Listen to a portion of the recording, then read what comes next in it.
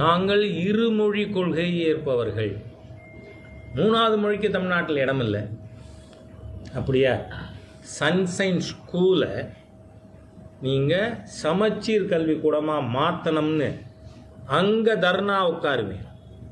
யாரை ஏமாத்துறீங்க? தமிழக மக்களை ஏமாற்றுகின்ற தீய சக்தி திராவிட முன்னேற்ற கழக அரசாங்கம். நான் ஏற்கனவே 48 முன்னணி தலைவர்கள், ஆற்காடு வீராசாமி அவர்கள் குடும்பம், துரைமுருகன் அவர்கள் குடும்பம், டிஆர் பாலு குடும்பம், இவங்க எல்லாம் நடத்தி கொண்டிருக்கின்ற சிபிஎஸ்சி பள்ளிக்கூடத்தின் பட்டியல் நான் 4 வருஷம் முன்னாடியே வெளியிட்டேன். உங்கள் ஸ்கூலுக்கு மும்மொழி 4 மொழி, அதை ஏன் உங்கள் தகப்பனார் கொண்டு வந்தது தானே சமச்சீர் கல்வி. உங்கள் தகப்பனார் மேலே உங்களுக்கு மரியாதையே கிடையாதா? அந்த உங்கள் ஸ்கூலில் சமச்சீர் கல்வியாக மக்களுக்கு கல்வி சேவை தானே.